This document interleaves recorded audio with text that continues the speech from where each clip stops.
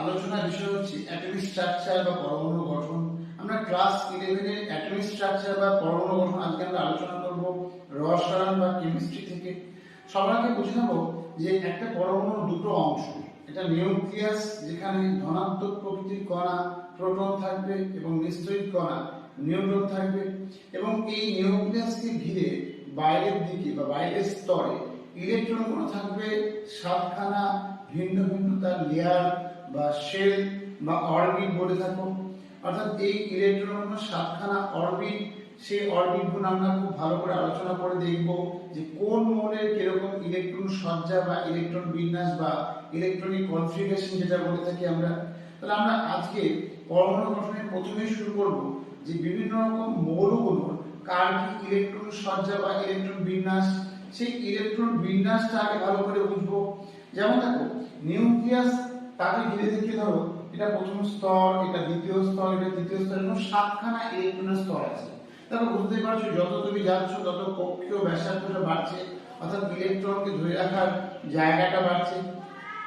প্রথম স্তরে দেখো দুটোর বেশি ইলেকট্রন রাখতে পারবে না, দ্বিতীয় স্তরে 8টা, তৃতীয় স্তরে আবার 8টা, চতুর্থ স্তরে 18টা, তারপরে 18টা, তারপরে 32, তারপরে ইনকমপ্লিট। কিন্তু হ্যাঁ 32টা জায়গা আছে। কেন ইনকমপ্লিট আমরা আস্তে আস্তে আলোচনা করব। দেখো সবার প্রথমে তোমাদের সাথে বলে দিই, দেখো নিউক্লিয়াসে কিন্তু প্রোটন সংখ্যা বাড়লেও নিউট্রন সংখ্যা বাড়লেও পরমাণু ক্রমাঙ্ক বৃদ্ধির সাথে সাথে নতুন নতুন মৌলের নিউক্লিয়াসে স্বাভাবিকভাবে, দেখো হাইড্রোজেনে আজকে নিউক্লিয়াসে একটা প্রোটন আছে, ঠিক বাইরে একটা ইলেকট্রন আছে। কখনো ভেবেছো ক্লোরিনের ক্ষেত্রে হাইড্রোজেনের একটা প্রোটন যেই জায়গা জুড়ে ছিল নিউক্লিয়াসে, ক্লোরিনের 17 জন প্রোটন সেই একই জায়গা আছে, অর্থাৎ অনেক কনজাস্টেড। ঠিক একই রকম ভাবে আমরা যদি লেড বা সীসা যাকে বলে থাকি পিবি, তার ক্ষেত্রে 82 নাম্বার অফ প্রোটন, নিউট্রন তুমি বাদ দিয়ে ভাবো 82 নাম্বার অফ প্রোটন ঠিক একই জায়গায় আছে। তার মানে নিউক্লিয়াসে কিন্তু স্পেস কোনোভাবেই বাড়ছে না, একই জায়গার মধ্যে নাম্বার অফ প্রোটন কোনো কনজাস্টেড ভাবে থাকছে। শুধু আমরা প্রকৃতির কি সুন্দর হিসেব দেখো, শুধু আমরা ইলেকট্রন নিয়ে আলোচনা করব, অর্থাৎ নিউক্লিয়াসের বাইরে যে ইলেকট্রন তার জন্য কিন্তু আমরা সাতখানা স্তর দেখতে পাচ্ছি।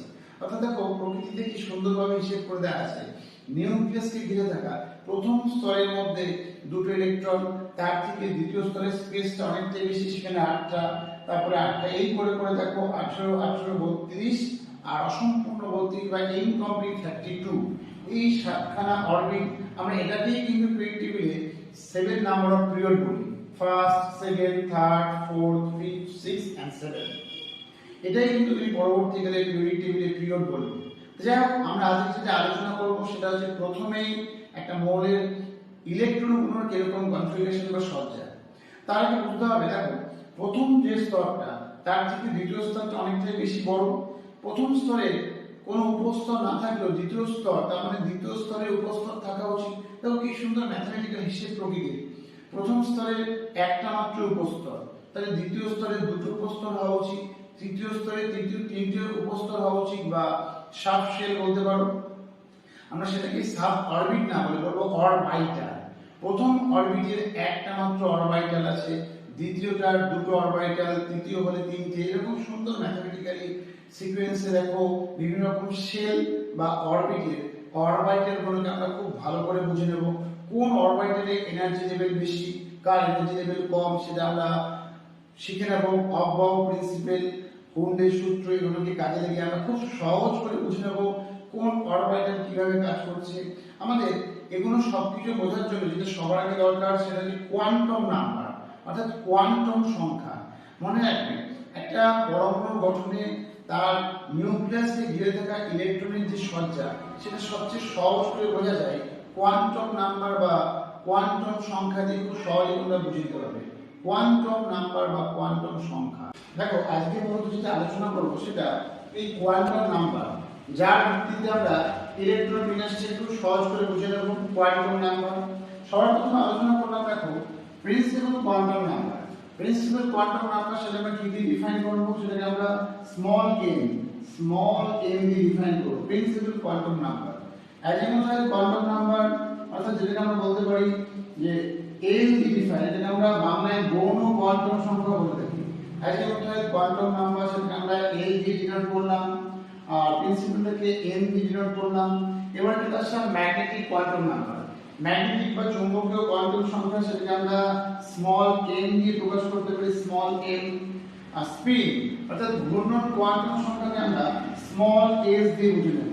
অর্থাৎ এই চারটে কোয়ান্টাম সংখ্যার সাহায্যে আমরা বিভিন্ন রকম মৌল অর্থাৎ ক্রমাঙ্ক 1 থেকে 118, আজকের ডেট পর্যন্ত 1 থেকে 118 যে মৌলগুলো প্রত্যেকটাকে দেখো আমরা সেই 2 8 8 18 18 32 বললাম, যোগ করে দেখো আমাদের যোগফলটা 118 হচ্ছে, 118। অর্থাৎ দেখো এই 1 থেকে 118 ক্রমাঙ্কের যে কোনো মৌলকে বা যে কোনো মৌলের ইলেকট্রনের সজ্জাটা, ইলেকট্রনিক কনফিগারেশনটা আমরা এই চারটে কোয়ান্টাম সংখ্যার সাহায্যে খুব সহজে ব্যাখ্যা করতে পারবো। দেখো এই principal quantum number, azimuthal quantum number, magnetic quantum number আর স্পিন কোয়ান্টাম নাম্বার, এই চারটে।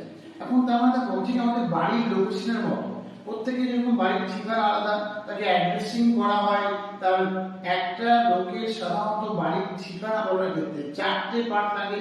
ধরো তোমাকে বলবে প্রথমেই তোমার পোস্টাল অ্যাড্রেসে তোমার স্টেট জিজ্ঞাসা করা হলো, তারপর হয়তো তোমার ওই স্টেটের পোস্ট অফিস পিন নাম্বার যেটা বলা হয় সেটা জিজ্ঞাসা করা হলো, তারপরে তোমার কেয়ার অফ জিজ্ঞেস করা হলো এবং সবার শেষে তোমার নাম জিজ্ঞাসা করা হলো।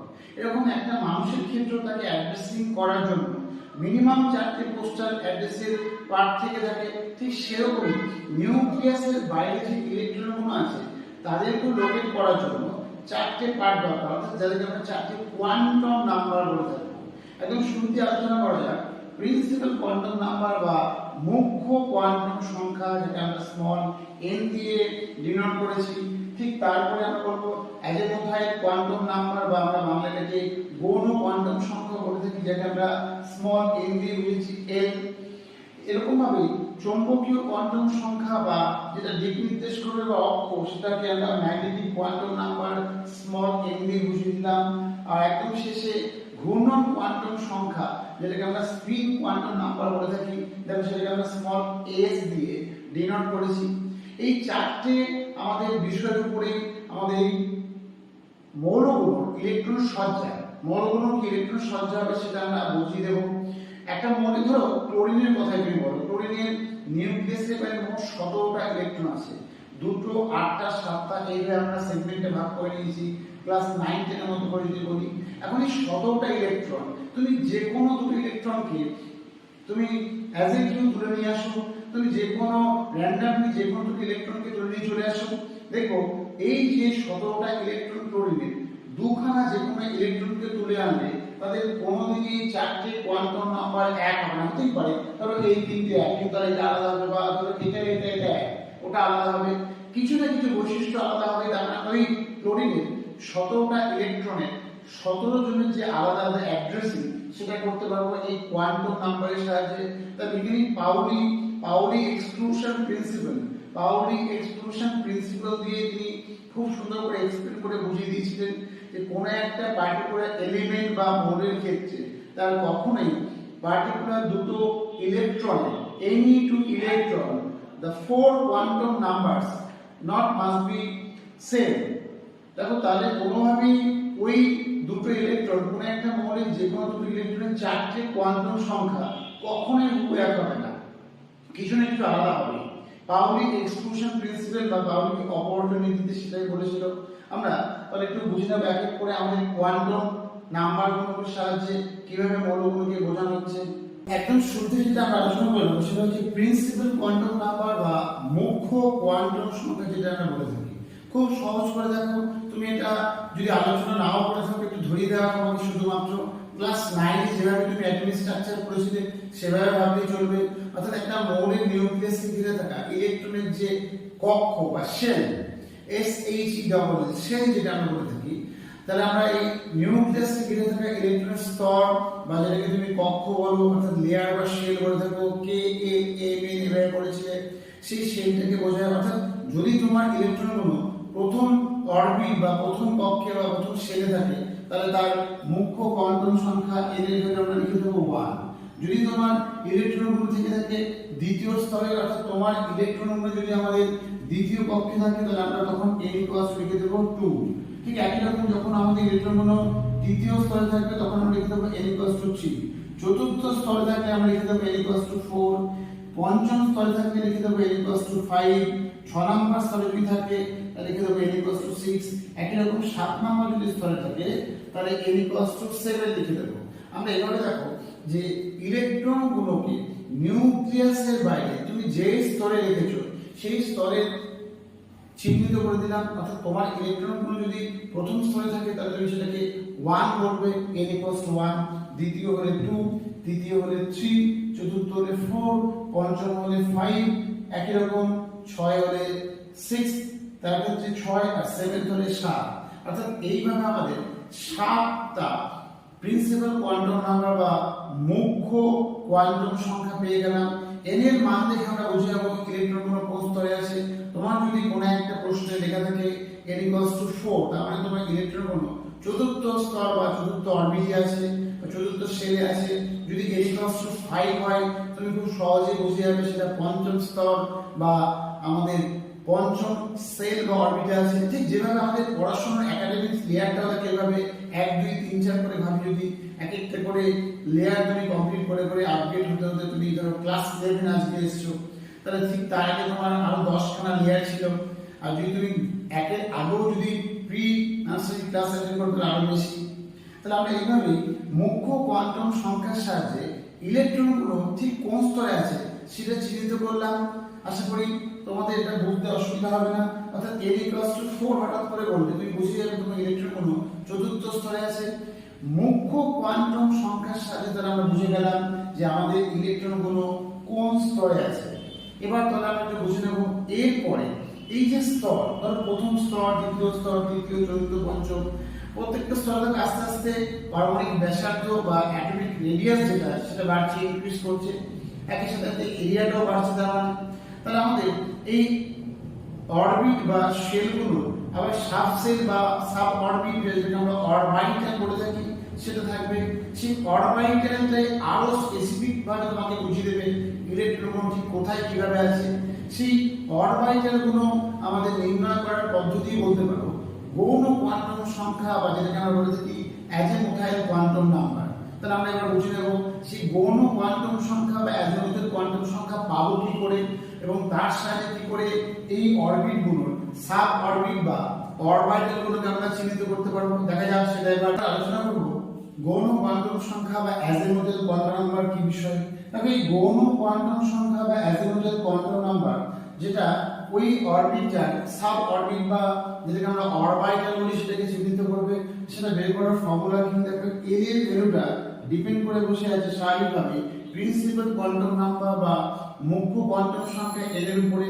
ফর্মুলাটা দেখো তুমি ভালো করে, এল এর ভ্যালু বের করার formula 0 to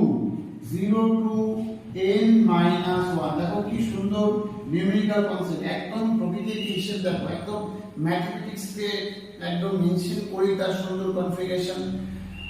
azimuthal quantum number বা এল ভ্যালুটা বের করার পদ্ধতি 0 থেকে n - 1। দেখো ফর্মুলাটা 0 থেকে n - 1। তার মানে আমরা কি বুঝবো দেখো, যখন আমরা ফার্স্ট অরবিটে আসবো অর্থাৎ n যখন 1, যখন n 1 তার মানে সেখানে l এর মাত্র একটাই ভ্যালু, l এর ভ্যালু অনলি 0। দেখো ফর্মুলা অনুযায়ী যখন আমরা সেকেন্ড অরবিট এলাম, সেকেন্ড অরবিট অর্থাৎ যখন n ইকুয়ালস টু 2 তাহলে তখন l এর ভ্যালু কোনো কত, দেখো রেঞ্জটা 0 আর 1 ছাড়া আর কোনো ভ্যালু পাবে না। যখন n ইকুয়ালস টু 3 অর্থাৎ n এর মান যখন 3 এলো তখন l এর ভ্যালু তোমার কি আসছে দেখো 0 আসছে, 1 আসছে আর 2 আসছে। একই রকম যখন n ইকুয়ালস টু 4 অর্থাৎ আমরা যদি ফোর্থ অরবিটে চলে আসি তখন l এর ভ্যালু বা অ্যাজিমুথাল কোয়ান্টাম নাম্বার 0 1 2 আর 3 থাকছে। দেখো তার মানে 1 এর এক রকম, 2 এর দু রকম, 3 এর তিন রকম, 4 এর চার রকম, এইভাবে চলতে থাকবে। দেখো l ইকুয়ালস টু যখন 5 তাহলে আমরা এক্ষেত্রে l এর ভ্যালুটা 0 1 2 3 4 এরকম পাবো। 0 থেকে দেখো 0 থেকে কিন্তু আমাদের সংখ্যা শুরু, আমরা ভুলবশত অনেকে 1 থেকে শুরু করে দিই। অর্থাৎ আমরা যদি জাস্ট কিন্তু 0 to 9 এটা আমাদের ডেসিমাল সিস্টেম। তাহলে 1 এর এক রকম, 2 এর দু রকম, 3 এর তিন রকম, 4 এর চার রকম, 5 এর পাঁচ রকম, এইভাবে কিন্তু আমাদের সাব অরবিট বা অরবাইটাল গুলোকে চিহ্নিত করে দিল। Azimuthal quantum number. অর্থাৎ এই অ্যাজিমুথাল কোয়ান্টাম নাম্বার বা এল এর ভ্যালুর সাহায্যে তুমি খুব সহজে ওই অরবিটটার কি সাব অরবিট বা অরবিটাল সেটাকে বুঝিয়ে নিতে পারলে। এখন এল এর ভ্যালু দেখো, তার মানে এল এর ভ্যালু 0 কিন্তু প্রত্যেকটা অরবিটে আছে, কিন্তু এল এর ভ্যালু 1 শুরু হয়েছে দ্বিতীয় থেকে, এল এর ভ্যালু 2 শুরু হয়েছে তৃতীয় থেকে, এল এর ভ্যালু 3 শুরু হয়েছে চতুর্থ থেকে, ঠিক একই রকম এল এর ভ্যালু 4 শুরু হয়েছে পঞ্চম থেকে। আমরা এখন এই এল এর যে মানগুলো কোন মানটাকে দিয়ে কোন অরবিটালকে চিহ্নিত করে সেটা একটু বুঝে নেব। কোন মান দিয়ে কোন অরবিটালকে চিহ্নিত করে? এল এর মান অর্থাৎ অ্যাজিমুথাল কোয়ান্টাম নাম্বার যদি 0 হয় তাহলে সেটা s অরবিটালকে চিহ্নিত করে, যদি 1 হয় তাহলে সেটা p অরবিটালকে চিহ্নিত করে, যদি সেটা 2 হয় তাহলে সেটা d অরবিটালকে চিহ্নিত করে। একই রকম ভাবে যদি এই মানটা 3 হয়ে থাকে তাহলে সেটা f অরবিটালকে চিহ্নিত করবে, এবং শেষ অর্থাৎ যদি এই মানটা 4 হয় তাহলে সেটা g অরবিটালকে চিহ্নিত করবে। অর্থাৎ আমরা এল এর মানের উপরে ভিত্তি করে আমরা অরবিটাল গুলোকে খুব ভালো করে বুঝে গেলাম। দেখে না যায় তাহলে দেখো, এল এর মান যখন 0 তখন আমরা বললাম s অরবিটাল, যখন এল এর মান 1 তখন p অরবিটাল, যখন এল এর মান 2 তখন সেটা d অরবিটাল, 3 হলে f অরবিটাল, আর যদি 4 হয় তাহলে সেটা g অরবিটালকে চিহ্নিত করে। তাহলে দেখো এইভাবে আমরা ওই পার্টিকুলার অরবিটের অরবিটাল গুলোকে চিনে গেলাম। যদি এল এর মান 0 হয় তাহলে s, যদি 1 হয় তাহলে p, যদি 2 হয় তাহলে d অরবিটাল, 3 হলে f অরবিটাল, একই রকম 4 হলে g অরবিটাল কে চিহ্নিত করে। তার মানে আমরা পরিষ্কার করতে পারছি প্রত্যেকটা অরবিট বা শেল তাদের কাছে একটা কমন বিষয়, তাদের s অরবিটাল থাকবে, কারণ দেখো প্রত্যেকটা জায়গায় 0 ছিলই। আর p অরবিটালটা শুরু হবে তাহলে দ্বিতীয় স্তর থেকে, কারণ দেখো দ্বিতীয় স্তরে তুমি প্রথমবার 1 এর মান পেলে যেটা প্রথম স্তরে পাইনি।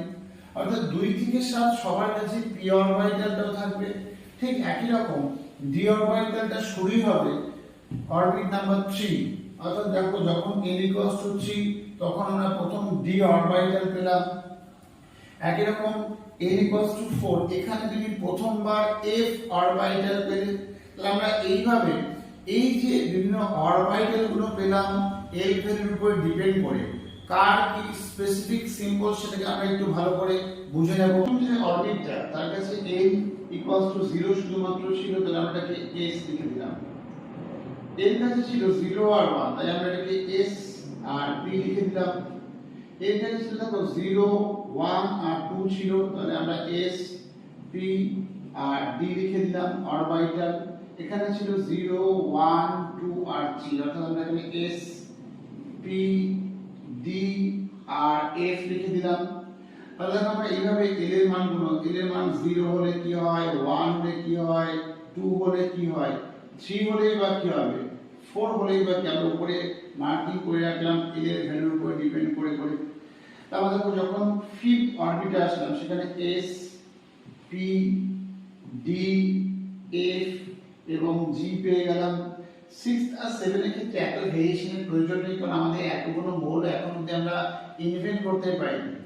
তাহলে দেখো যখন 6 নাম্বার অরবিটে আসলাম তাহলে এখানে s আছে, p আছে, d আছে, f আছে, g আছে। আরো দেখো অরবিটাল যেটা আমাদের প্রয়োজন হয় বলে আমরা আলোচনা করব না।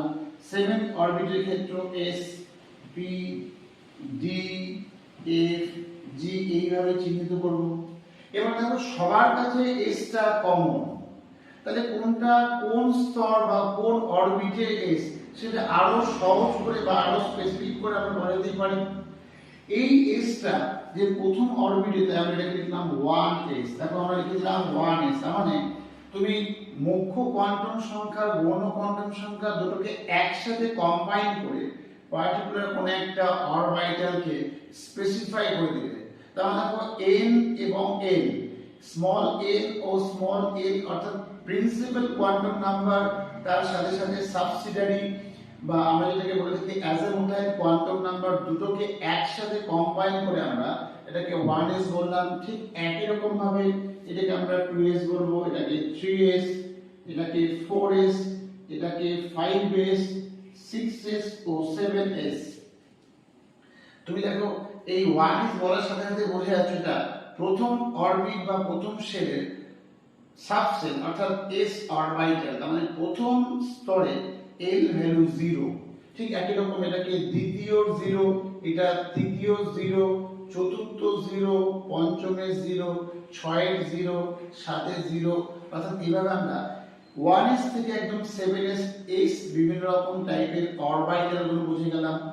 1s থেকে 2s টা আকার একটু বড় হবে, তার অ্যাটমিক রেডিয়াসটা বেশি হবে, অর্থাৎ দেখো s গুলো দেখতে স্ফেরিক্যাল, অর্থাৎ 1s যদি এরকম সাইজ হয় তাহলে 2s হওয়া উচিত একটু বড়, 3s আরো বড় হওয়া উচিত।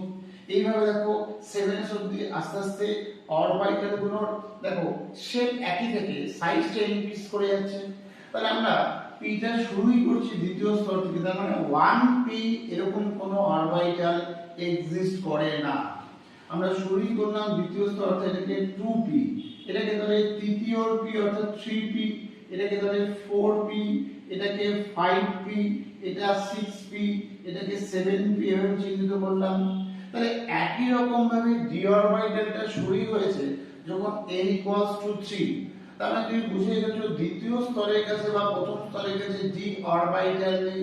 তোমার ক্লাস 11 বোর্ড এক্সামের বা এই চ্যাপ্টার থেকে একটা কমন কোশ্চেন খুবই গুরুত্বপূর্ণ, সেটা হচ্ছে 2d অরবিটালের কোনো অস্তিত্ব আছে কিনা, 2d orbital is it exist, explain. তোমাকে জিজ্ঞাসা করা হবে এরকম প্রশ্ন, আর অথবা তোমাকে বলে দিল যে কেন 2d অরবিটালের কোনো অস্তিত্ব নেই ব্যাখ্যা করো। দেখো যদি 2d হতে হয় দেখো তার মানে n এর ভ্যালু 2, n এর ভ্যালু যদি 2 হয় তাহলে n অর্থাৎ সাবসিডিয়ারি বা অ্যাজিমুথালের ম্যাক্সিমাম ভ্যালু তো 1, 0 আর 1, তাহলে শুধু s আর p হচ্ছে।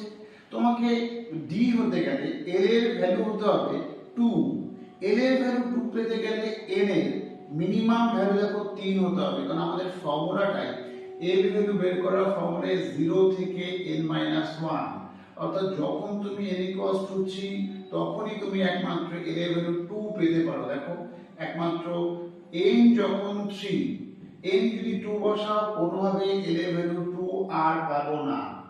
তাই আমরা বুঝে গেলাম যে কেন 2d বলে কোনো অরবিটাল এক্সিস্ট করে না, সেটা শুরুই হচ্ছে 3d থেকে।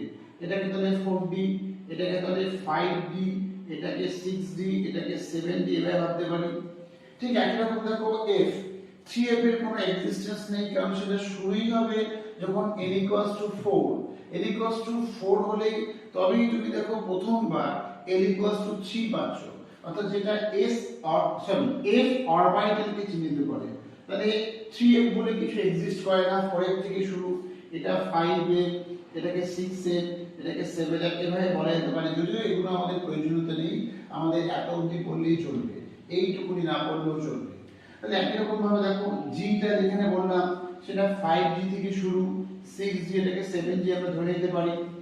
তাহলে দেখো মুখ্য গৌণ কোয়ান্টাম সংখ্যা দুটোকে একসাথে কম্বাইন করে আমরা প্রত্যেকটা অরবিটালকে স্পেসিফাই করলাম। এবার যেটা আমাদের কাজ হবে কোন অরবিটালের শক্তি কম, কোন অরবিটালের শক্তি বেশি, সেটা অফ বাউ, বিজ্ঞানী অফ বাউ তার প্রিন্সিপাল থেকে আমরা এদেরকে শক্তি স্তরে সাজাবো। অর্থাৎ এই যে অরবিটাল গুলো পেলে দেখো তুমি 1s থেকে শুরু করে এতগুলো যে অরবিটাল পেলে, সেটা আমরা অফ বাউ প্রিন্সিপাল, দুটো প্রিন্সিপাল আমাদের কাছে খুব গুরুত্বপূর্ণ। আমরা অফ বাউ প্রিন্সিপালে যেটা করব n প্লাস l, দেখো মুখ্য আর গৌণ কোয়ান্টাম সংখ্যার ভিত্তিতে অরবিটাল গুলোকে তুমি আরো ভালো করে স্পেসিফাই করেছো, অর্থাৎ কোনটা 1s কোনটা 2s। n প্লাস l যদি এই মানটা যার ক্ষেত্রে সবচেয়ে কম তাহলে তার শক্তি স্তর সবচেয়ে কম, অর্থাৎ প্রথমে সেখানে ইলেকট্রন প্রবেশ করবে, আর n প্লাস l যার এই মানটা বেশি তার শক্তি স্তর বেশি। তাহলে আমরা এই অরবিটাল গুলোকে অফ বাউ প্রিন্সিপাল অনুযায়ী আমরা পরপর মানে ক্রম অনুযায়ী সাজাতে পারি, অ্যাসেন্ডিং বা ডিসেন্ডিং অর্ডার, যে কোনো একটা কনসেপ্ট তুমি সাজাতেই পারো। তাহলে দেখে নেওয়া যাক 1s এর শক্তি দেখলাম সবচেয়ে কম, দেখো তুমি n প্লাস l যোগ করে দেখো, n প্লাস l তুমি যদি যোগ করো তাহলে এই ক্ষেত্রে আসছে 1 প্লাস 0 অর্থাৎ দেখো ভ্যালু আসছে 1। এর থেকে একটু হলো বেশি দেখো 2s এর ক্ষেত্রে, কারণ 2s এর ক্ষেত্রে ভ্যালুটা আসছে 2 প্লাস 0। এরপরে দেখো তুমি চলে যাচ্ছ 2p এর কাছে, দেখো 2p এর ক্ষেত্রে এটা 2 প্লাস 1 অর্থাৎ চলে আসছে 3। এবার তোমার কাছে কনফিউশন কোথায় হবে? 2p আর 3s কিছুতেই বুঝতে পারছো না। 2p এর ক্ষেত্রে দেখো তুমি দেখতে পাচ্ছ 2p এর ক্ষেত্রে n প্লাস n, যখন 2p এর ক্ষেত্রে n প্লাস n আসছে 2 প্লাস 1 3। আবার দেখো 3s এর ক্ষেত্রেও দেখো এই সামেশনটা 3 আসছে 3 প্লাস 0। তখন কি করবে? তখন দেখো অফ বাউ আরেকটা প্রিন্সিপাল করবে, যদি এরকম n প্লাস l এর মানটা সমান হয়ে যায়, যার n এর মানটা কম, n ভ্যালু অর্থাৎ প্রিন্সিপাল কোয়ান্টাম নাম্বার, তবে তার শক্তিটাও কম। তাহলে অফ বাউ দ্বিতীয় প্রিন্সিপালটা আমরা যদি খুব ভালো করে খেয়াল করি, যখনই এরকম n প্লাস l টা ইকুয়াল হয়ে যাবে দুটো ক্ষেত্রে, সেখানে কনফিউশনের কোনো জায়গা নেই। সেখানে অফ বাউ সেকেন্ড যে প্রিন্সিপাল সেটা কি বলছে, যদি কখনো এরকম কোলাপস করে যায়, n প্লাস l ভ্যালুটা সেম হয়ে যায়, তুমি দেখবে যার n এর মান কম তাহলে তার শক্তিটাও কম। সেই অনুযায়ী 2p আর 3s এর মধ্যে বুঝতে পারছি 2p এর এনার্জিটা কম, তাহলে আমরা 2p তারপরে 3s লিখেছি। তাহলে একই রকম দেখো 3s এর পরে 3p হওয়ার কথা, 3p এর ক্ষেত্রে ভ্যালুটা কত? 3 প্লাস 1 4। এবার দেখো 3s 3p পরে আসলে ছিল 3d। এবার দেখো 3d এর ক্ষেত্রে 3d আমরা যদি রাফে লিখি, 3d এর ক্ষেত্রে দেখো ভ্যালু আসছে 3d এর ক্ষেত্রে n প্লাস l আসছে 3 প্লাস 2 5। আর 4s এর ক্ষেত্রে ভ্যালু আসছে 4 প্লাস 0 অর্থাৎ 4। তাহলে দেখো আমরা বুঝে গেলাম, যতই তুমি 3d কে আগে বলো, 3d টা তৃতীয় স্তরের d অরবিটাল যতই হোক, চতুর্থ স্তরের প্রথম যে s অরবিটাল তার কিন্তু শক্তি কম। দেখো 3d এর মানটা আসছে 5 আর 4s এর ক্ষেত্রে মানটা আসছে 4। দেখো তার মানে আমরা 3s 3p পরে আমরা কিন্তু 3d না বসিয়ে এনার্জি লেভেল অনুযায়ী আমরা এটাকে লিখব 4s থাকবে, অর্থাৎ 4s আর 3d এর মধ্যে আগে কিন্তু ইলেকট্রন 4s এ প্রবেশ করবে, কারণ 4s এর এনার্জি লেভেলটা কম 3d এর তুলনায়। তাহলে আমরা তারপরে লিখে ফেললাম 3d। এবার দেখো তারপরে আমরা নিশ্চিন্তে 4p লিখবো, কারণ এখানেও তুমি যদি মনে করো সেম কন্ডিশন 3 প্লাস 2 5, ওটা 4 প্লাস 1 5, ওটা 4 প্লাস 1, এটা 3 প্লাস 2। তাহলে n ভ্যালু কম হওয়াতে 3d আগে 4p পরে বসা উচিত। আমরা এর পর আমরা আরো ইলেকট্রন বিন্যাস করতে পারি, অর্থাৎ দেখো 1s 2s 2p 3s 3p 4s 3d 4p। এরপরে তুমি আবার আনতে পারো 4d, আবার দেখো 4d এর আগে চলে আসবে 5s, একই n প্লাস n নিয়ম অনুযায়ী, অর্থাৎ এই 4p পরে আমাদের আসা উচিত 5s, তারপরে তোমার আসবে এই 4d আসবে, তারপরে দেখো আসবে 5p। এরকম করতে করতে আমরা একদম 7s পর্যন্ত লিখতে পারি। এইবার দেখো আমাদের যেহেতু খুব ভালো করে 1 থেকে 30, তুমি যদি 1 to 30 অ্যাটমিক নাম্বার অর্থাৎ হাইড্রোজেন থেকে জিঙ্ক অবধি পড়ো, তাহলে তুমি পুরো 118 নাম্বার অফ এলিমেন্টের কনসেপ্টটা ক্লিয়ার। তাহলে আমাদের 1 থেকে 30 অবধি বোঝানোর জন্য আমাদের শুধুমাত্র দেখো এত পর্যন্ত প্রয়োজন, অর্থাৎ দেখো এটা অবধি প্রয়োজন। আমরা এরপরে আর গেলাম না। এরপরে তুমি জানো একই সিকোয়েন্সে তুমি n প্লাস l যোগ করে করে বাকিটাকেও কভার আপ করে দিতে পারবে, অর্থাৎ 6s 5d, তারপরে যখন করে তুমি একদম 7s 7 ম্যাগনেটিক কোয়ান্টাম নাম্বার, অর্থাৎ এই যে অরবিটাল গুলোর কথা বললে s, দেখো l যখন 0 তাহলে সেটা s অরবিটালকে বোঝালো। ঠিক একই রকম l যদি 1 হয় p কে বুঝিয়েছিল, l যদি 2 হয় d অরবিটালকে বুঝিয়েছিল, l যদি 3 হয় তাহলে সেটা f কে বুঝিয়েছিল, আর l যদি 4 হয় তাহলে g অরবিটালকে বুঝিয়েছিল। এবার আমাদের দেখতে হবে তাহলে এই অরবিটাল গুলো কার কতগুলো ডাইরেকশন বা অ্যাক্সিস আছে, অর্থাৎ কার কতগুলো ব্লক, অর্থাৎ ব্লক বলতে যেখানে ইলেকট্রন থাকে সেই ঘরগুলোকে বুঝিয়েছে। কার কটা ব্লক বা কটা অ্যাক্সিস আছে সেটা বুঝবো আমরা এই ম্যাগনেটিক কোয়ান্টাম নাম্বার। তুমি নাম শুনে বুঝতে পারছো চৌম্বক, অর্থাৎ যেটা অক্ষ বা দিক নির্দেশ করে, এই ম্যাগনেটিক কোয়ান্টাম নাম্বার দিয়ে বুঝে যাবো। দেখো এই ম্যাগনেটিক কোয়ান্টাম নাম্বার বা m সেই এমটা বের করার পদ্ধতি বা ফর্মুলা ঠিক এরকম। এম এর ভ্যালুটা তোমার আসবে -l থেকে +l, -l থেকে +l। দেখো m এর ভ্যালু বের করার ফর্মুলা হচ্ছে -l থেকে +l। অর্থাৎ দেখো যখন তুমি l 0 অর্থাৎ s অরবিটাল, তার ক্ষেত্রে m এর একটা মাত্রই ভ্যালু আসবে, শুধুমাত্র m 0 আসবে। দেখো শুধু দেখো এই ফর্মুলা অনুযায়ী, তার মানে যখন l 0 m এর ভ্যালুটা শুধুমাত্র কত আসছে 0। আর যখন দেখো l 1 অর্থাৎ p অরবিটাল, তখন m এর ভ্যালুগুলো আসছে তোমার -1 0 আর +1, তিনটে ভ্যালু। দেখো আমরা এগুলো কিভাবে ঘর আকারে বুঝবো, এইভাবে তার অ্যাক্সিস বা দিক বা অক্ষ চিহ্নিত হয়ে গেল। p এর তাহলে তিনটে অক্ষ px py pz। s দেখো ওয়ান ডাইমেনশনাল, শুধুমাত্র একটাই ঘর আছে, 0 কে চিহ্নিত করে দিল। আর যখন তাহলে d অরবিটাল, তাহলে l ভ্যালু 2, তাহলে m এর পসিবল ভ্যালুগুলো হবে -2 -1 0 +1 আর +2, পাঁচখানা। দেখো এইভাবে পাঁচখানা ভ্যালুকে বোঝালো। এই পাঁচখানা ভ্যালু বা পাঁচখানা ঘর থাকলো ইলেকট্রন থাকার জন্য। তাহলে f এর একই রকম ভাবে m ভ্যালু হওয়া উচিত -3 থেকে +3, -3 -2 -1 0 +1 +2 আর +3। অর্থাৎ দেখো সাতখানা ঘর দেখতে পাচ্ছি। ঠিক একই রকম যখন g এর ক্ষেত্রে m ভ্যালুটা -4 -3 -2 -1 0 +1 +2 +3 আর +4। দেখো এরকম 9টা ঘর থাকছে g অরবিটালের ক্ষেত্রে। তাহলে আমরা s অরবিটালের ক্ষেত্রে একটা ঘর পেলাম, p এর পেলাম 3টে ঘর, d এর পেলাম 5টা ঘর, f এর পেলাম 7টা ঘর, এবং একই সাথে g অরবিটালে পেলাম 9খানা ঘর। আমরা এভাবে দেখো প্রত্যেকটা অরবিটালে কতগুলো সেগমেন্ট বা কতগুলো অ্যাক্সিস বা কতগুলো ঘর আছে সেটা ব্লক ব্লক করে বের করতে পারলাম চৌম্বকীয় কোয়ান্টাম সংখ্যা বা যেটাকে আমরা বলে থাকি ম্যাগনেটিক নাম্বার, তার সাহায্যে। ফর্মুলা হচ্ছে m বের করার ফর্মুলা। যখন m বের করব সেটা -l থেকে +l, অর্থাৎ দেখো m এর ভ্যালুটা হচ্ছে বের করার ফর্মুলা হচ্ছে -l থেকে +l। দেখো মাঝখানে 0 আছে, তাই বুঝে গেছো কখনোই এই m ভ্যালুটা ইভেন নাম্বার হবে না, অড নাম্বার। মানে একটা হতে পারে, তিনটে হতে পারে, 5টা 7টা 9টা। এইভাবে আমরা দেখো প্রত্যেকটা অরবিটালে কতগুলো ব্লক বা কতগুলো ঘর আছে সেটা চিহ্নিত করলাম। এবার এই ঘরের মধ্যে ইলেকট্রন ঠিক থাকে কিভাবে সেটা বুঝে নেব।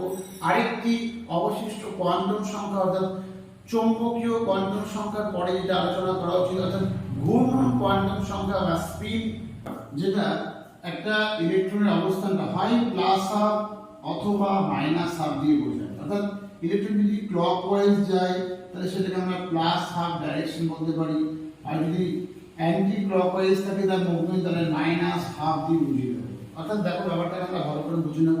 দেখো তোমরা বলেছি যে এই এক একটা ঘর, তার মধ্যে আমরা দেখবো সর্বাধিক দুটো ইলেকট্রন থাকতে পারে।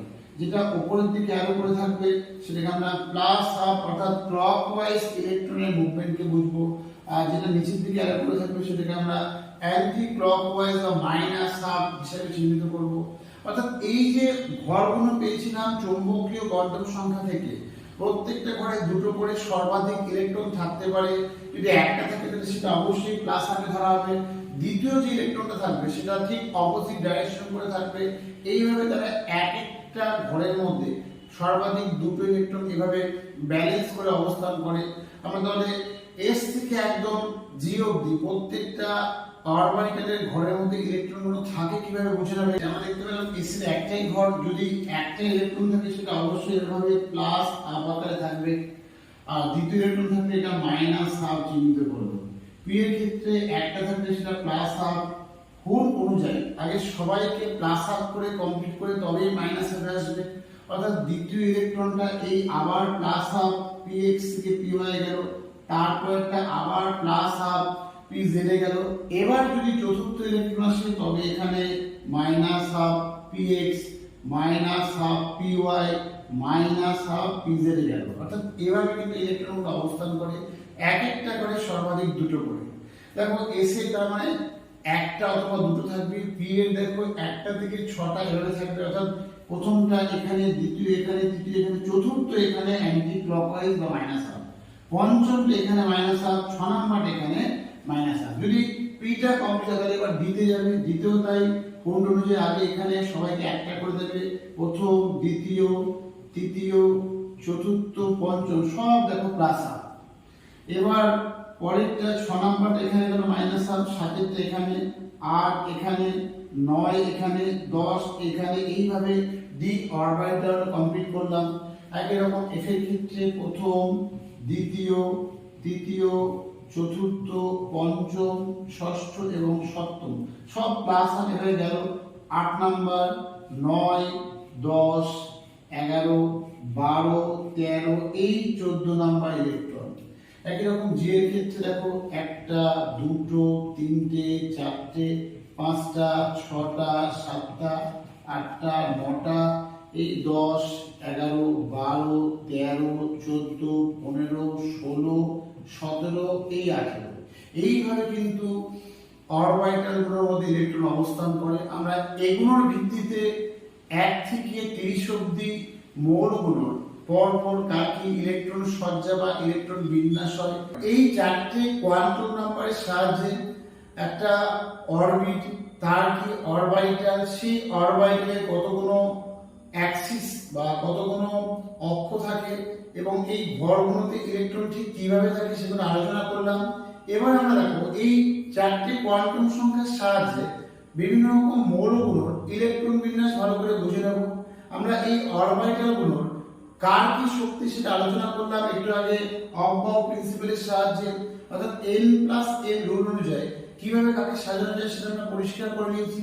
অর্থাৎ 1s, তারপরে দেখো 1s ছিল, তারপরে ইলেকট্রন দ্বারা চলে গেল 2s এর কাছে, 2s এর পরে ইলেকট্রন দ্বারা চলে গেল 2p এর কাছে, দেখো 2s এর পরে 2p, তারপরে ইলেকট্রন চলে গেল 3s এর কাছে এবং এরকম করতে করতে 3p, কিন্তু হ্যাঁ 3d আগে ইলেকট্রন প্রবেশ করবে 4s, কিন্তু আমরা লিখবো কিন্তু 4s পরে, কারণ সেটা চতুর্থ অরবিটাল। এই 4s এর পরে ইলেকট্রন চলে আসলো 3d তে, আর তারপরে আসবে দেখো 4p। আমাদের এত অবধি প্রয়োজন, কারণ আমরা আপ টু 30 অ্যাটমিক নাম্বার সেই মৌলগুলো আলোচনা করব। অর্থাৎ হাইড্রোজেন থেকে জিঙ্ক 1 থেকে 30, এই 30টা মৌলের ইলেকট্রন বিন্যাস খুব ভালো করে বুঝে নেব, তাহলে আমাদের বাকি এলিমেন্টগুলো খুব সহজভাবে বোঝা হয়ে যাবে। দেখা যাক তাহলে শুরু করি আমরা এখান থেকে। দেখো এটা বুঝতে পারছি এস এর যে ঘরটা, একটা ঘর সেখানে সর্বাধিক দুটোর বেশি ইলেকট্রন থাকতে পারবে না। অর্থাৎ দেখো যেখানে এস অর্থাৎ 1s, আমরা তার ম্যাক্সিমাম ইলেকট্রন যেটা দুটো সেটা মাথায় লিখলাম, অর্থাৎ 1s ম্যাক্সিমাম কি হতে পারে 1s2, অর্থাৎ 1s1 বা 1s2। 2s একই রকম ভাবে ম্যাক্সিমাম কি হতে পারে 2s, মাথায় 2s1 বা 2s2। আমরা কিন্তু এদের এক্সপোনেনশিয়াল বা পাওয়ার হিসাবে ম্যাক্সিমাম ভ্যালুটা নিচ্ছি। ঠিক একই রকম 2p এর মাথায় লিখবো আমরা 2p6, কারণ আমরা দেখলাম p এর তিনটে ঘর, সেখানে 3 দুগুণী 6টা ম্যাক্সিমাম ইলেকট্রন রাখতে পারি p1 থেকে p6 পর্যন্ত। একই রকম 3s এরপরে যেটা আছে সেটা আমরা 3s2, এরপরে আমরা যখন 3p পেয়েছিলাম সেটাকে 3p6, আর 3d যেটা সেটাকে 3d10, কারণ এর 5খানা ঘর ছিল 3d10। এই দেখো আমাদের টোটাল যোগ করে দেখো 2 + 2 + 6 + 2 + 6 + 10, দেখো আমাদের সামেশনে যে আসছে সে অনুযায়ী আমরা এভাবে ইলেকট্রন সাজালাম এবং তার সাথে 4s2। দেখো আমি কিন্তু 4s2 পরে লিখলাম, তাও দেখো ওটা চতুর্থ অরবিটের অরবিটাল, অর্থাৎ দেখো 3d, এটা তো থার্ড অরবিটের অরবিটাল। যতই শক্তি অনুযায়ী 4s ইলেকট্রন আগে প্রবেশ করুক, আমরা লেখার ক্ষেত্রে কিন্তু 3d আগে লিখবো 4s পরে লিখবো। অর্থাৎ ইলেকট্রন প্রবেশ করার ক্ষেত্রে এরকম হতেই পারে, দেখো 4s1 3d0 বা 4s2 3d0 হতেই পারে। 4s টা কমপ্লিট করার পরে 3d আসবে, কিন্তু লেখার ক্ষেত্রে কিন্তু আমরা 4s কে পরে লিখতেই বাধ্য, কারণ দেখো সেটা চতুর্থ অরবিট সেটাকে বোঝাচ্ছে। সবার প্রথমে যখন হাইড্রোজেন, দেখো হাইড্রোজেনের পরমাণু ক্রমাঙ্ক আমরা জানি 1, তাহলে হাইড্রোজেনের ক্ষেত্রে মৌলের ইলেকট্রন বিন্যাস হবে 1s1। হাইড্রোজেনের একটা মাত্র ইলেকট্রন, তাহলে হাইড্রোজেনের ইলেকট্রন বিন্যাস হওয়া উচিত 1s1। ঠিক একই রকম হিলিয়ামের ক্ষেত্রে দুটো ইলেকট্রন, অর্থাৎ অ্যাটমিক নাম্বার যেহেতু 2, তাহলে নিউক্লিয়াসের বাইরে দুটো ইলেকট্রন আছে, নিউক্লিয়াসের দুটো প্রোটনের মতো করে, তাহলে এটা 1s2। দেখো এসটা অর্থাৎ প্রথম যে অরবিট তার একটা মাত্র অরবিটাল 1s সেটা কমপ্লিট হলো। এবার দেখো এরপরে চলে যাবো লিথিয়াম অর্থাৎ যার ক্রমাঙ্ক 3। এখন 1s2 দেখো কমপ্লিট হয়ে গেছে। তাহলে স্তর অনুযায়ী এক একটা কমপ্লিট করে করে আমরা এগোবো। তাহলে এরপরে আরেকটা যে ইলেকট্রন সেটা চলে যাবে 2s1 এর কাছে, 2s1।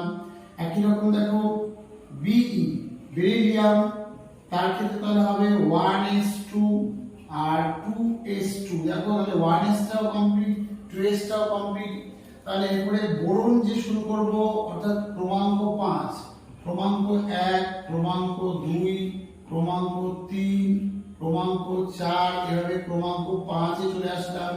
তার ক্ষেত্রে তাহলে হওয়া উচিত 1s টাও কমপ্লিট হলো, 2s টাও কমপ্লিট হয়ে গেল, অর্থাৎ চারটে হলো। এবার দেখো তাহলে 1s 2s কমপ্লিট হয়ে গেলে ইলেকট্রন যাওয়া উচিত 2p তে, অর্ডার অনুযায়ী তাহলে 2p1। একই রকম ভাবে দেখো যখন কার্বন তার গ্রাউন্ড স্টেট, দেখো কার্বনের ক্ষেত্রে চেঞ্জ করব পরে, গ্রাউন্ড স্টেটের কার্বনটা কি হওয়া উচিত 1s2 2s2 আর এটা হওয়া উচিত 2p2। এটা গ্রাউন্ড স্টেট। কথাটা কেন বললাম, এটাকে স্টার মার্ক দিয়ে রেখে দিয়ে আমরা পরে চেঞ্জ করব এটাকে। একই রকম ভাবে দেখো যখন 7 ক্রমাঙ্ক 7 তার ক্ষেত্রে ইলেকট্রন বিন্যাস হওয়া উচিত 1s2 2s2। দেখো p 6 অবধি রাখতে পারো, তার মানে দেখো 4টে আর এখানে 7 মানে 3টে, অর্থাৎ 2p3 কোনো সমস্যা হবে না। অর্থাৎ s এর যে ঘরটা দেখো এক্ষেত্রে যদি আমি তুলে আনি, s এর ঘরটাতে দুটো আছে।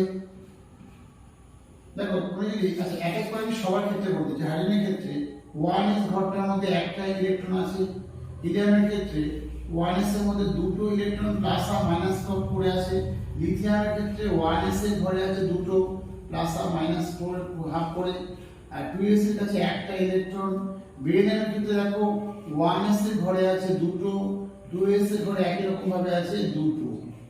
লিথিয়ামের বোরনের ক্ষেত্রে দেখো, বোরনের ক্ষেত্রে দেখো তোমার 1s এ দুটো, 2s এর ক্ষেত্রেও দুটো, আর এই যে px py pz অর্থাৎ p এর যে তিনটে অক্ষ শুধুমাত্র px বরাবর একটা আছে বোরনের ক্ষেত্রে। একই রকম কার্বনের ক্ষেত্রে এটা হয়ে যাবে ps2 অর্থাৎ এখানে এখানে একটা একটা করে হবে। তাহলে দেখো যে শক্তি স্তর অনুযায়ী আগে একটা করে ইলেকট্রন যাবে, তারপরে দ্বিতীয়বার রিপিট হবে, মানে অ্যাকর্ডিং টু হুন্ড প্রিন্সিপাল, হুন্ডের সূত্র অনুযায়ী বা হুন্ডের নীতি অনুযায়ী। কার্বনের ক্ষেত্রে দেখো 1s2 আঁকলাম, 2s2 আঁকলাম। যদি এটাকে চেঞ্জ করবো, এটা গ্রাউন্ড স্টেটটাকে নেই, এখানে দেখো এটাও এরকম হয়ে গেল। তাহলে একই রকম নাইট্রোজেনের ক্ষেত্রে কি আঁকবো আমরা, 1s2, আঁকবো আমরা 2s2। তারপরে দেখো অপশনের ক্ষেত্রে হওয়া উচিত 1s2 2s2 আর দেখো 2p4। তাহলে অপশনের ক্ষেত্রে ভাবে 1s2 2s2 আর 2p4 হওয়া উচিত। একই রকম ফ্লুরিনের ক্ষেত্রে হওয়া উচিত আমাদের ক্ষেত্রে 1s2 নয় যেহেতু 2s2 p6 অবধি দিতে পারে, তাহলে 2p5 অবধি কোনো সমস্যা হলো না। একই রকম নিয়ন দেখো 10 অ্যাটমিক নাম্বার 10, এটার ক্ষেত্রে ইলেকট্রন কনফিগারেশন 1s2 2s2 আর 2p6। এইভাবে আমরা নিয়নের ক্ষেত্রে ইলেকট্রন বিন্যাস করলাম। এরপর আমরা যদি চলে যাই 11 অর্থাৎ সোডিয়াম, দেখো 2p টা কমপ্লিট হয়ে গেছে 2p6। তাহলে এবার 3s এ যাওয়া উচিত, পরপর দেখো 3s এ, অর্থাৎ সোডিয়ামের ক্ষেত্রে আঁকবো আমরা 1s2 2s2 2p6 আর 3s1। দেখো এটা হলো সোডিয়ামের ক্ষেত্রে। একই রকম ম্যাগনেসিয়ামের ক্ষেত্রে দেখো আমরা এটা বুঝতে পারছি যে আমাদের এত পর্যন্ত কমন, আমরা চাইলে এই এত পর্যন্ত যেহেতু নিয়নের ইলেকট্রন বিন্যাস আমরা এতটা না লিখে নিয়ন থাকবে কেটে লিখে শুধুমাত্র এইটুকুনি পার্ট লিখতে পারি। অর্থাৎ দেখো 1s2 অ্যালুমিনিয়ামের ক্ষেত্রে যেটা আমরা করলাম ঠিক আগের মতো নিয়ন পর্যন্ত আর লিখলাম না, আমরা এই 10 অবধি লিখে দিয়ে 3s2 দেখো আগেই ফিল আপ হয়ে গেছিল, তাহলে এর পরে হওয়া উচিত 3p1। এইভাবে হয়ে গেলে অ্যালুমিনিয়াম ইলেকট্রন বিন্যাস। এরপরে আমরা চলে যাই 14 অর্থাৎ সিলিকন। সিলিকনের ক্ষেত্রেও তোমার হওয়া উচিত নিয়ন অবধি থাকলো, থেকে বাকিটা এগুলো সব গ্রাউন্ড স্টেট আছে। সিলিকনের ক্ষেত্রে একটু চেঞ্জ করব পরে। 3s2 আর 3p2। একই রকম দেখো ফসফরাসের ক্ষেত্রে আমরা করে ফেললাম ফসফরাস নিয়ন লিখে, তাহলে তোমার লেখা উচিত ছিল এক্ষেত্রে 3s2 আর 3p3। সালফারের ক্ষেত্রে আমরা লিখবো 1s2, লিখবো 2s2, যদি বোর্ডে লিখি লিখবো 2p6, অর্থাৎ দেখো সে নিয়নের মতো করে লেখার পরে 3s2, অর্থাৎ দেখো 12 হলো এখনো 3p4, দেখো এই হলো 16। একই রকম ক্লোরিন অর্থাৎ 17 এর ক্ষেত্রে আমরা কি লিখতে পারি 1s2, 2s2, 2p6, 3s2 আর 3p5। তাহলে আর্গনের ক্ষেত্রে একই রকম 1s2, 2s2, 2p6, 3s2, 3p6। আরেকটা নিষ্ক্রিয় ইলেকট্রোবিন্যাস পেলাম, অর্থাৎ sp, দেখো sp কমপ্লিট হওয়া মানে সেটা একটা ইনার এলিমেন্টকে চিহ্নিত করে। এইবার আমরা আলোচনা বিষয় চলে যাবো। তাহলে আমরা দেখেছিলাম 3p পরে 4s ইলেকট্রন প্রবেশ করে, তাহলে এবার দেখো 19 অর্থাৎ 19 যে মৌল অর্থাৎ পটাশিয়াম, তার ক্ষেত্রে ইলেকট্রোবিন্যাস আমরা আর পর্যন্ত না লিখে শুধু থার্ড ব্র্যাকেট এর লিখে দিয়ে এর পরের যে অংশটা অর্থাৎ 3p6 এর পরে দেখো ইলেকট্রন যাওয়া উচিত 4s এ, অর্থাৎ আর মধ্যে আমরা না লিখে কমন রেখে দিয়ে শুধু 4s1 এর লিখতে পারি। কে অর্থাৎ 19 অ্যাটমিক নাম্বার বা পটাশিয়ামের ইলেকট্রন সজ্জা বা ইলেকট্রন বিন্যাস, ইলেকট্রনিক কনফিগারেশন। তাহলে 20 ক্যালসিয়ামের ক্ষেত্রে হওয়া উচিত ছিল Ca, আর্গন, থার্ড ব্র্যাকেট দিলাম, দিয়ে লিখলাম এটা 4s2। স্ক্যান্ডিয়াম অর্থাৎ এই 21 এর ক্ষেত্রে আমি দেখো কি করলাম, আমি কিন্তু আগে 3d কে আঁকলাম, ইলেকট্রন পরে লিখলো। তুমি যেমন আগে 4s এ যাবে অর্থাৎ 4s2, দেখো 18 প্লাস 2 20 হলো, তাহলে এবার কিন্তু 3d 1 হবে, অর্থাৎ 4s কমপ্লিট করে 3d। কিন্তু তুমি যেহেতু এটা তৃতীয় স্তরের d, ওটা চতুর্থ স্তরে s, অর্থাৎ তৃতীয়র বাইরে চতুর্থ স্তর, তুমি কিন্তু 3d এর বাইরে 4s কে লিখবে, 3d এর বাইরে। দেখো তার মানে আমরা 21 এর ক্ষেত্রে এরকম 4s2 অর্থাৎ 3d1 4s2 লিখলাম, তাহলে 22 অর্থাৎ টাইটেনিয়াম। টাইটেনিয়ামের ক্ষেত্রে আমরা লিখবো তাহলে আর্গন অবধি লেখার পরে কমন রেখে দিয়ে কি লিখলাম দেখো 3d আর 4s, তাহলে আমাদের লেখার প্যাটার্ন অনুযায়ী 4s2 অর্থাৎ 18 2 20 হলো, এরপরে 21 22 করলে অর্থাৎ ডিএতে 5টা বা দুটোতে 5টার মধ্যে যে কোনো দুটোতে প্রথম দুটোই এক এক করে ইলেকট্রন প্রবেশ করলো। তাহলে একই রকম ভাবে দেখো 21 এর পরে 22 এ আমাদের এটা হয়েছিল। 23 এর ক্ষেত্রে আমরা 23 এ দেখো 23 এ আমরা ভ্যানাডিয়ামের ক্ষেত্রে আমরা এটাকে আর্গন রেখে দিয়ে আর্গন রেখে আমরা এখানে কি করলাম 3d আর 4s একই কনসেপ্ট, আগে 4s2 কমপ্লিট করে এবার 3d3 লিখলাম, এটা হয়ে গেল ভ্যানাডিয়াম। তাহলে একই রকম 24 অর্থাৎ ক্রোমিয়ামের ক্ষেত্রে কি করলাম, ক্রোমিয়ামের ক্ষেত্রে আর্গন অবধি লিখলাম অর্থাৎ 18, এরপরে কি করলাম, এরপরে আমরা 3d আর 4s এর মধ্যে 4s2 আর 3d4 করলাম। যদিও বা এটা গ্রাউন্ড স্টেট, আমরা এটাকে চেঞ্জ করব, এটাতে কি চেঞ্জ হয় সেটা আমি বলছি তোমাদের এক্ষুনি, খুব গুরুত্বপূর্ণ 24টা। একই রকম দেখো 25 এর ক্ষেত্রে অর্থাৎ ম্যাঙ্গানিজের ক্ষেত্রে Mn, দেখো ম্যাঙ্গানিজের ক্ষেত্রে আমাদের কি হবে আর্গন অবধি লেখার পরে একই রকম কনসেপ্ট, অর্থাৎ আমরা 4s2 18 2 20 আর 3d5, এটা হয়ে গেল ম্যাঙ্গানিজের ক্ষেত্রে। কোবাল্টের ক্ষেত্রে 4s2 3d7, নিকেলের ক্ষেত্রে 4s2 3d8, কপারের ক্ষেত্রে আমরা আপাতত গ্রাউন্ড স্টেটে 4s2 3d9 এবং জিঙ্কের ক্ষেত্রে 4s2 3d10 এটা লিখলাম। এবার দেখো আমরা যেটা আগে বলেছিলাম কার্বন, সিলিকন, ক্রোমিয়াম আর কপার, এই চারটে মৌলের ক্ষেত্রে একটু ইলেকট্রোবিন্যাসের পরিবর্তন দরকার। কেন দরকার সেটা বিজ্ঞানী হুন্ডের কিছু তথ্য অনুযায়ী এদের ইলেকট্রন কেন পরিবর্তন সামান্য দরকার বা কিভাবে ইলেকট্রন ট্রান্সমিট করছে কেন করছে সেটা আমরা একটু বোঝার চেষ্টা করব। তাই তোমার পরীক্ষাতে ক্রোমিয়াম বা কপারের ইলেকট্রন বিন্যাস খুব গুরুত্বপূর্ণ জায়গা। ক্রোমিয়াম বা কপারের ইলেকট্রন বিন্যাস করেছিলাম 2s2, আর আলোচনা করেছিলাম কার্বনের ক্ষেত্রে 2p2, দেখো এরকম ছিল 1s2 ছিল 2s2 এবং 2p2। এটা কেন 2p2 থেকে পরিবর্তন হয়ে দেখা যাক। দেখে নাও এই দুটো হচ্ছে দ্বিতীয় স্তর অর্থাৎ 2s আর 2p।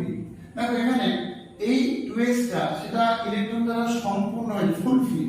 দেখো কিন্তু এটা 6টার অর্ধেক যদি 3টে হতো হাফ ফিল হতো। হুন্ড বিজ্ঞানী হুন্ড একটা তথ্য দেন, সেই হুন্ডের তথ্য অনুযায়ী কোন একটা মৌলের ইলেকট্রন সজ্জায় হাফ ফিল বা ফুল ফিল এই গঠনটা, হাফ ফিল বা ফুল ফিল এই গঠনটা আরেকবার বললাম তোমাদের সাথে, বাকি যে কোনো গঠন থেকে বা ইলেকট্রনের গঠন থেকে অনেক বেশি স্টেবল বা সুস্থিত। তাহলে দেখো একই স্তরে 2s থেকে যদি একটা ইলেকট্রন 2p এর কাছে চলে যায়, অর্থাৎ এটা যদি এইখানে চলে আসে এখান থেকে, তাহলে দেখো এটা আমাদের হয়ে গেল 1s2 2s1 2p3। দেখো এটা 2 এর অর্ধেক 1 হলো, তাহলে হাফ ফিল ফুল ফিল তথ্য অনুযায়ী এর কোনো স্টেবিলিটি প্রবলেম হলো না।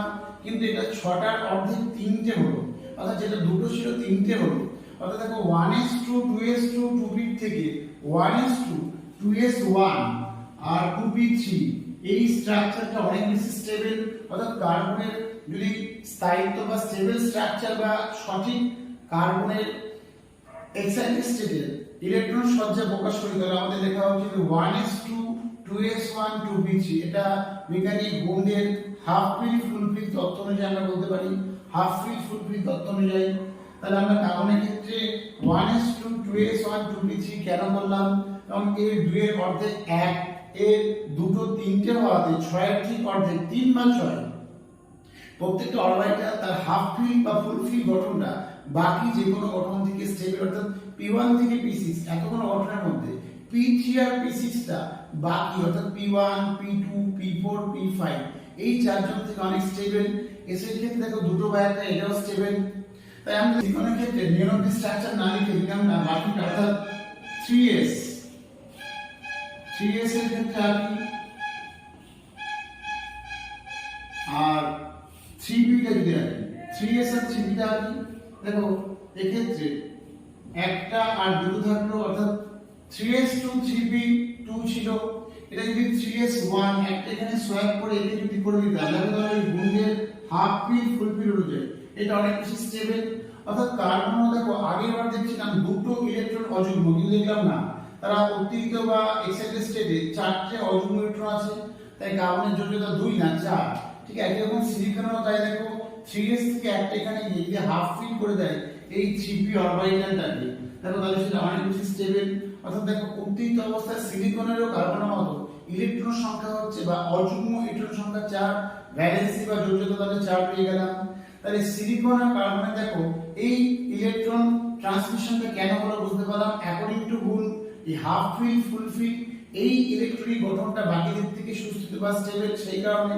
ঠিক একই রকম ভাবে খুব গুরুত্বপূর্ণ কোশ্চেন ক্রোমিয়াম। দেখো ক্রোমিয়াম মানে 24, অর্থাৎ আর্গন পর্যন্ত আমরা যদি না লিখে বাকিটাকে লিখি, অর্থাৎ আমরা লিখেছিলাম 4s আর 3d। দেখো আমরা লিখেছিলাম, সরি এটা আগে লিখবো না, লিখবো 3d আর 4s। লিখেছিলাম আমরা 4s2 আর 3d4।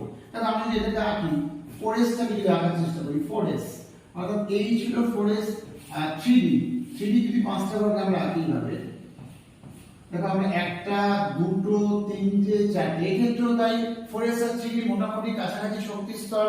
তাহলে এখান থেকে 4s থেকে একটা ইলেকট্রন যদি 3d কাছে যায় তাহলে সেটা হাফ ফিল হয়ে গেল। আর 4s এর ক্ষেত্রেও সেটা 2 থেকে 1 তার স্টেবিলিটির কোনো সমস্যা হলো না। অর্থাৎ ক্রোমিয়ামের সঠিক ইলেকট্রন বিন্যাস 3d4 5s2, sorry 3d4 4s2 নয়, 3d5 4s1। দেখো এটা যদি 2 থেকে 1 হয়, এটা 4 থেকে যদি 5 হয়, সেটা আগের থেকে অনেক বেশি স্টেবল। তাহলে ক্রোমিয়ামের সঠিক ইলেকট্রন বিন্যাস তাহলে আর্গন লেখার পরে 3d5 আর 4s1। অর্থাৎ দেখো ক্রোমিয়ামের ক্ষেত্রে আমরা 6খানা অযুগ্ম ইলেকট্রন পেয়ে গেলাম। তাহলে আমরা বলতে পারি ক্রোমিয়ামের যোজ্যতা বা জারণ স্তর 6, যোজ্যতা বলে 6 বলবো, জারণ স্তর বলে +6 বলবো। ঠিক একই রকম দেখো কপারের ক্ষেত্রেও তাই।